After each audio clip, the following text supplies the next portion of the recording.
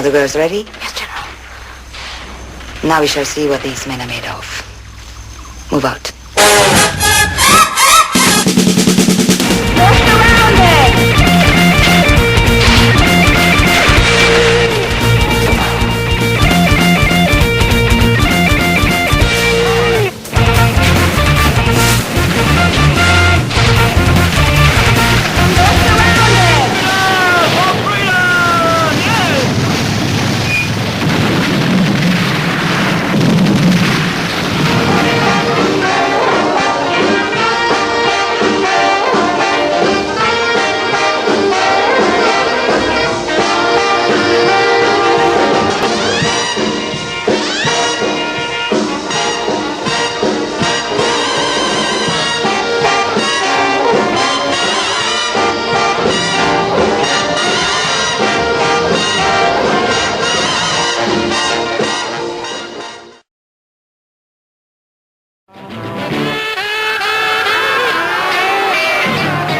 The Girls on the Beach, starring that bachelor father chick, Noreen Corcoran, Martin West, Linda Marshall, Stephen Rogers, Anna Capri, Aaron Kincaid, the Crickets, the Beach Boys, with Leslie Gore. It's where the jet action surf set captures the beaches and captures a love load of bikini beauties.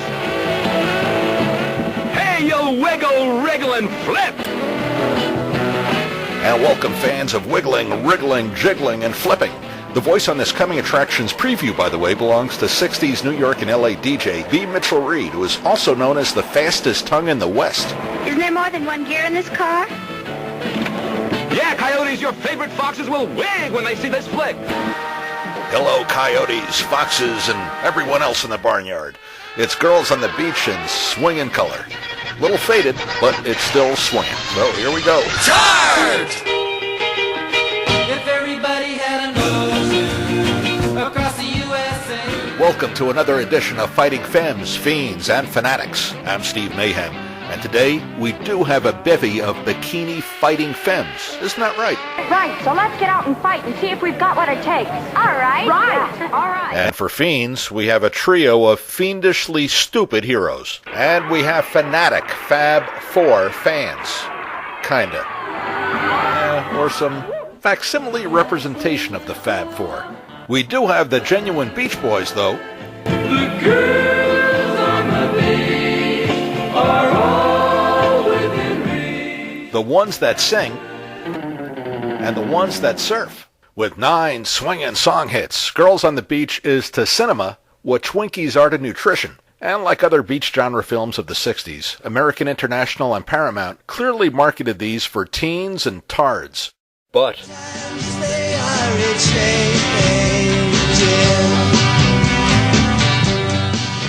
it's a common myth that every kid in America decided to tune in, turn on, and drop out. But by 65, beach movie escapades stood on the old side of the new divide.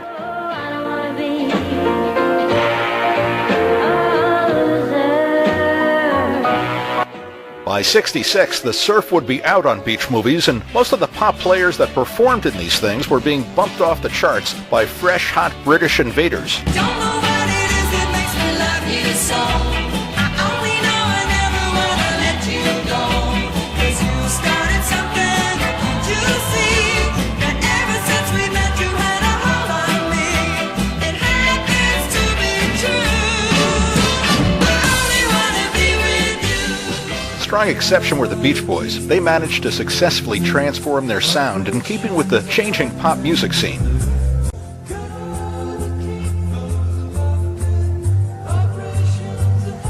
Those that were not alive in 65 might find it hard to imagine that Barry McGuire's #1 hit, Eve of Destruction, coexisted in the same top 40 universe with the music of Leslie Gore and the Beach Boys.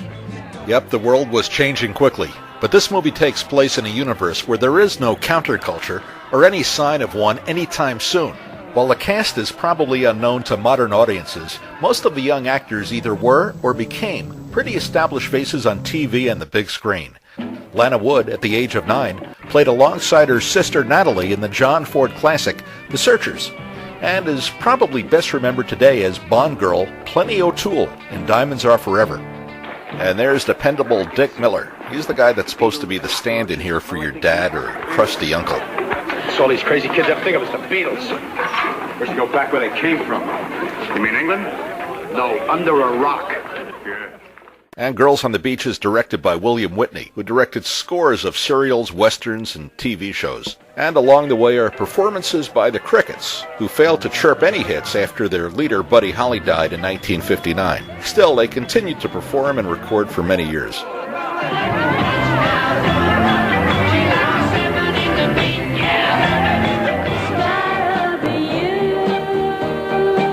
And legendary Leslie Gore just happens to stop by the sorority to lip-sync a couple of songs.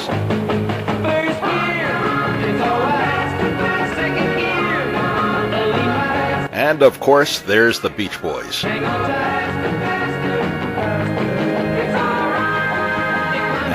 note the strategic position of Dennis Wilson's head.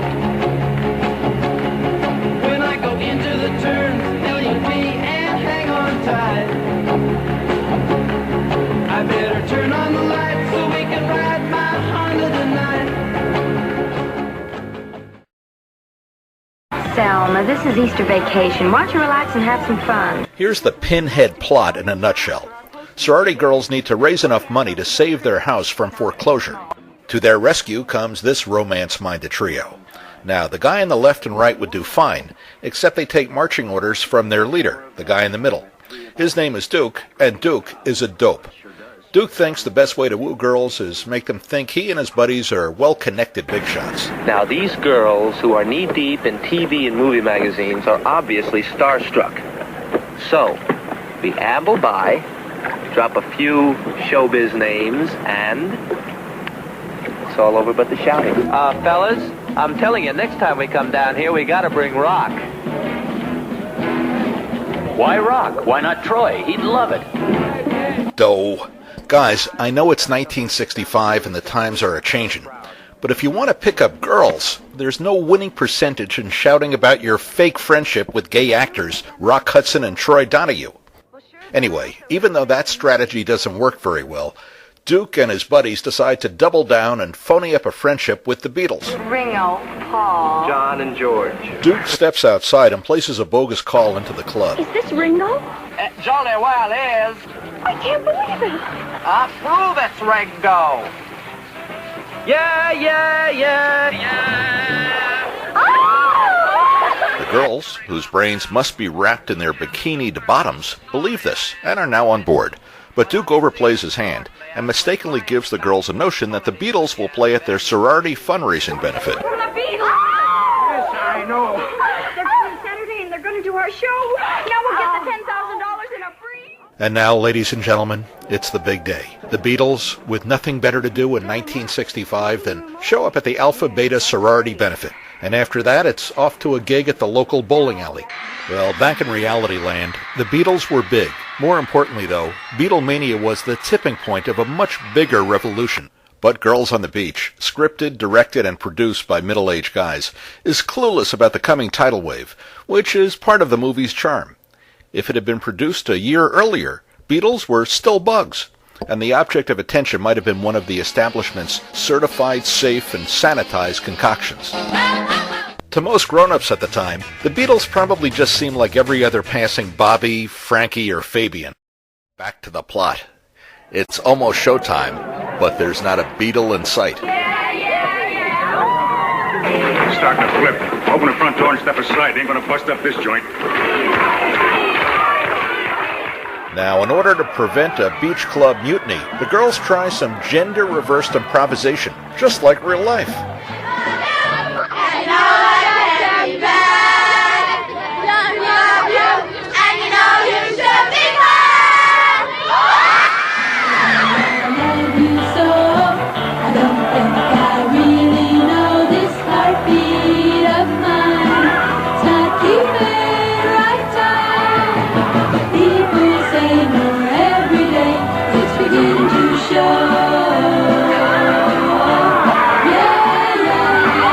Arguably a catchy penny candy impersonation. But if the actual Fab Four displayed this level of musical talent, Beatles today would only be associated with a can of Raid.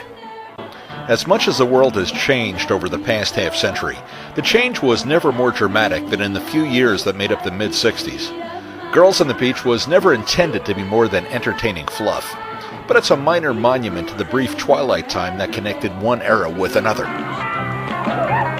There were a lot of big hit songs about matrimony in the first decade of rock and roll, but the coming era of free love and liberated libidos made those seem quaint and kind of pointless. Still, there was no shortage of teenage girls in 1965 that didn't have something like this on their mind.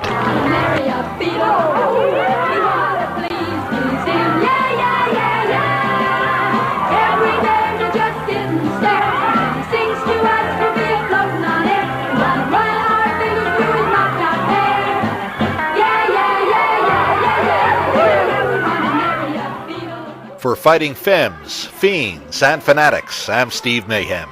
See you next time.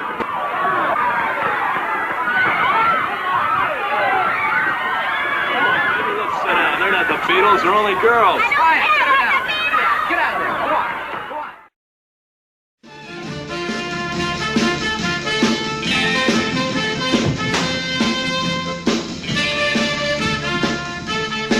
You stay low and take it. We've nothing to feed you. No, I just speak like that to me. Beyond her person. I've got no punch. You know? I never had of the name Fan. Oh, this crazy!